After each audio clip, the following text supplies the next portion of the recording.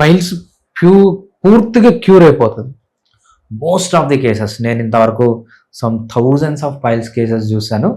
Almost 99.99% మంచి result ఉంది. నా దగ్గరకు వచ్చిన పైల్స్ కేసు ఇంతవరకు ఫెయిల్ అయిందైతే నేను వినలేదన్నమాట. ఓకే.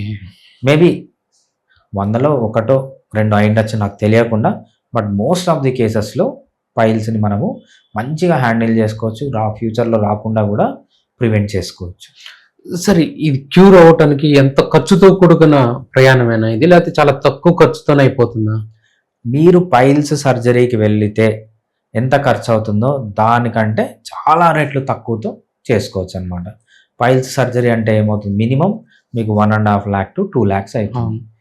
దాంతో పోలిస్తే దానికంటే బెటర్ రిజల్ట్స్ చాలా తక్కువ డబ్బుతో మనము పైల్స్ని క్లియర్ చేస్తాం.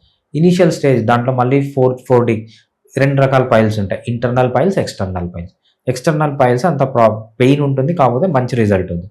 ఇంటర్నల్ పైల్స్లో మళ్ళీ 4 రకాలు ఉంటాయి, 1st degree, 2nd degree, 3rd degree, 4th degree. 1st degree, 2nd degree అనుకోండి ఈజీగా అయిపోతాయి.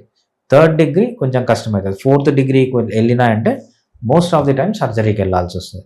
సో మనము ఆ డిగ్రీ ఏ డిగ్రీలో ఉన్నాయి పైల్స్, మీకు పైల్స్ వచ్చిన వెంటనే హోమియోపతి డాక్టర్ దగ్గరికి వస్తే రిజల్ట్ బాగుంటుంది.